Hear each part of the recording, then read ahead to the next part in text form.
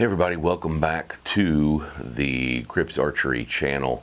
I wanted to take a minute and do a thank you appreciation video. Number one, for my increase in subscribers. I'm glad you guys are here. Thank you very much for your interest in the channel.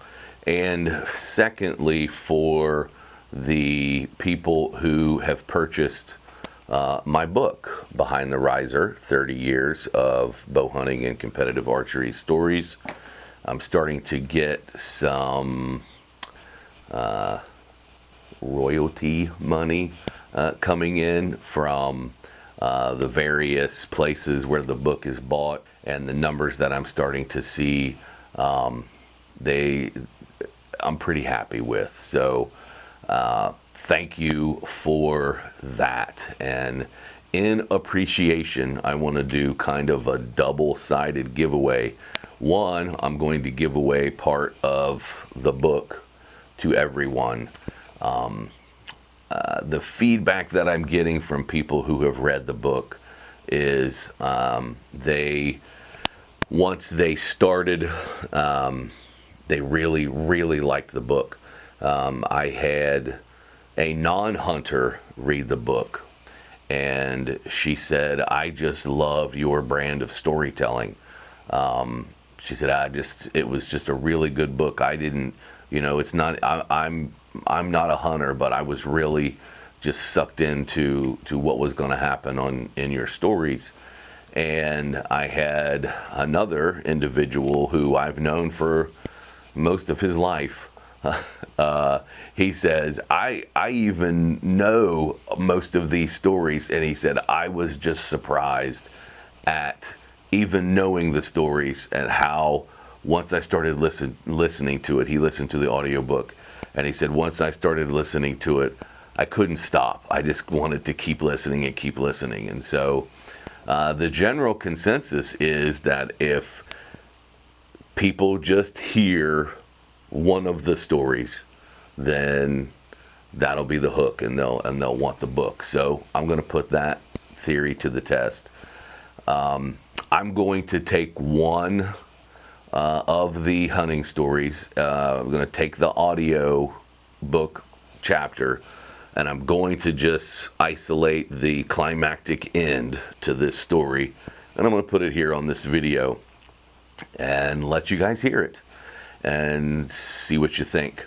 Then what I would like is to do the giveaway part. That'll be the first freebie. You'll get that part of the story for free.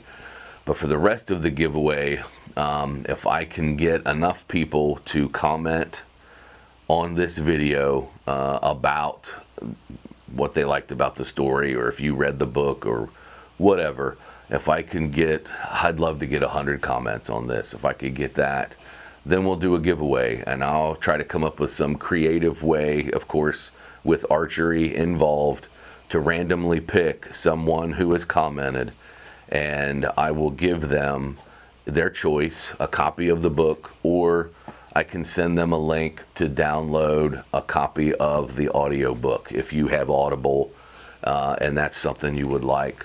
Or we could do, if you're in the right t-shirt size, we can do a Grips Archery t-shirt, or what the heck, I'll just put it both, book and a shirt, whatever. If we can get 100 comments then on this video, then that's what we'll do. All right, and the other thing I'm going to do as part of this, for members to the channel, I'm going to give you guys something a little extra. I will put the audio file of the entire story of the 10-mile 10-pointer, and I'm going to throw in a bonus story, one of the stories from the competitive side of archery. I think I'm going to go with the 1997 Ohio State Championship Blueface round, little spot shooting story, and how that all panned out for me. So members, you get the whole story plus an extra story. If you don't want to join, that's fine. You still get to hear the climactic part of the 10-mile 10-pointer. All right, so before I start with the audio file that is the story. I have to give a little bit of a setup. This is my second deer season. I've got one archery season under my belt. I have one deer kill under my belt. I hunted all season. My first season, I got a button buck in January, and that's my one and only deer kill. And this is opening day of my second season. This is back in '93, and I'm hunting with my good friend and mentor, Danny, the guy who took me in and showed me the ropes and took me under his wing and got me started into bow hunting. We were hunting together. We were out that morning. Within the first few minutes of shooting light, Danny gets a button buck. We get that thing out of there, which was a story in itself, how that all went down. And then we are back at it that afternoon, and that is where for our afternoon sit, and that's where this story is going to pick up. So without any further ado, let's jump into the story, and here's the climactic part of the audio book right here, called the 10 Mile 10-Pointer. So enjoy. My stand, same one from that morning, was just off of Feeder Creek between two ridge lines that were both laden with big oaks. It had apparently been a great year for acorns because the sound of those nuts raining down, squirrels cutting and basically crawling all over the place was almost deafening. I'd hear something and slowly turn to see that it was a squirrel. After about an hour of that, I quit looking. About an hour before dark, and roughly 7,841 squirrel-induced false alarms later, I heard something off to my left. I didn't look. I heard it again, and I don't know if it sounded different or if my spidey senses were tingling, but I looked. Buck. Good buck. He was about 30 yards out, and he was getting closer. He was angling in from my left at about 10 o'clock from my stand, coming right down the rub line I had found earlier, and was the main reason I was in that tree. I quickly counted 4, 5, 8, 9, 10 points. Oh man, is this really happening? I stood up, clipped my release on the string, and started to draw my bow. The buck had now made it to about 15 yards. I anchored in and made sure to bend at the waist. He stopped, turned a little to look back towards his right, and totally exposed his left side to me. Thank you.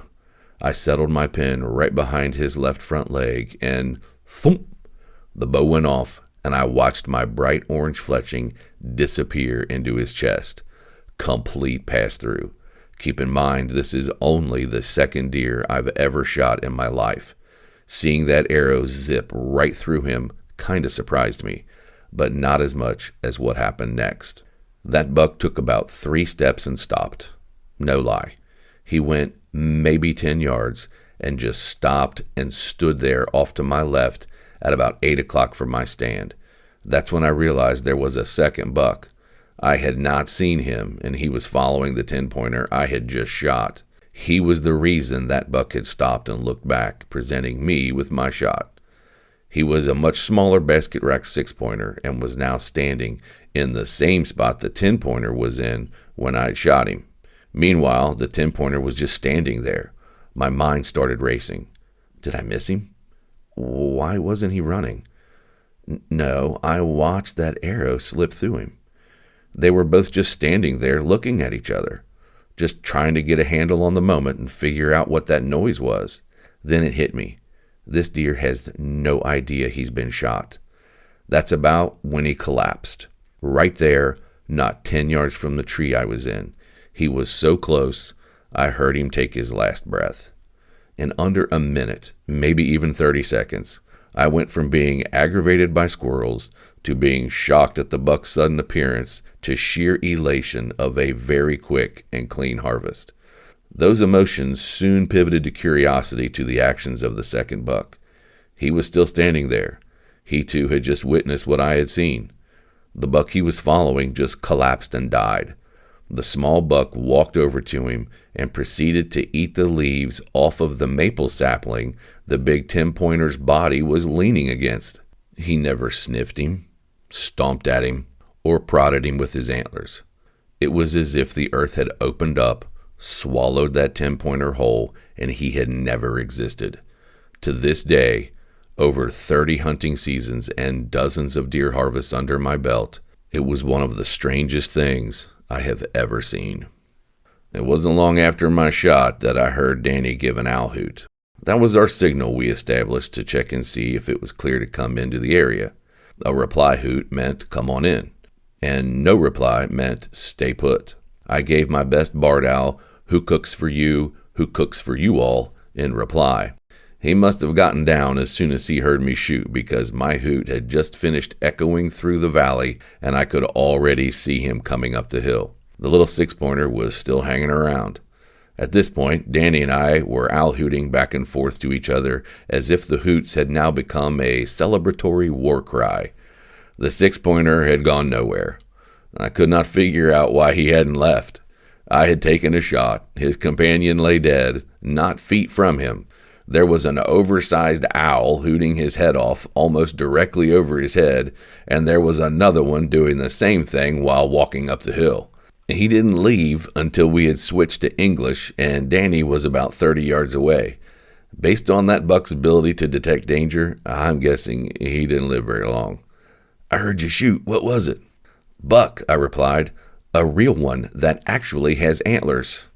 I had to get in my little dig. "All right, man. Which way did he go?" He had not yet gotten close enough to see the buck lying there. "Man, you are not going to believe this, but he is right here," I told him. "Right? Holy fecal matter." He didn't really say holy fecal matter. He said something else, but I'm not sure I want this book to have an R rating, so you'll have to forgive the paraphrasing. I think, though, that's when he must have seen him. I was still trying to get out of the tree, and Danny was now standing over the buck. "Gee!" That's what he calls me. To this day, as a matter of fact. "What a buck! I think he might go Pope and Young. I can't believe that's your first buck and just the second deer you have ever killed. Dude, you are destined for greatness." I'll never forget those words. He probably doesn't even remember saying that, but it really meant a lot to me. I don't know if I've yet lived up to his prediction, but I sure have given it my all. This was my mentor and big buck killer in his own right. Even back then, he had some studs hanging on his wall. Right about now, I was feeling pretty good about myself. After our handshaking and a few pats on the back, we dragged him down the hill, field dressed him, and got him out of there. Now it was time to go get him checked in. We pulled into the check station, and naturally, everyone there was peeking into the bed of everyone else's truck. To be honest, I was hoping they would. So I had the joy of reliving the events, shaking more hands, and hearing a ton of "Congrats, man," and "Great buck." Sometimes I kind of missed the old deer check stations. Our local spot was an archery shop called Steve's Archery. I'll talk more about Steve and his shop a little later. There was a lot of camaraderie experienced at those check stations. Again, hunters standing around the tailgate swapping stories, congratulating each other, and maybe even a little ribbing from time to time. Man, how things have changed. Well, enough about that. That buck still hangs on my wall to this day. It was the first deer I had mounted and is still one of my favorites. I've never had him officially scored, and I don't think I will. He was and still is a trophy in my book, and quite frankly, that is all that matters to me. All right, guys, so hope you enjoyed it. For those of you who have subscribed to the channel and possibly have already bought your copy of the book, I greatly appreciate it, and thank you from the bottom of my heart for your support. So with that being said, if you haven't bought a copy, anywhere you get books, Behind the Riser by me, Eric Ripa, go ahead and get your copy wherever books are sold. Okay, guys, so if you want, comment below. And as always, remember, click like and subscribe, and I'll talk to you guys later.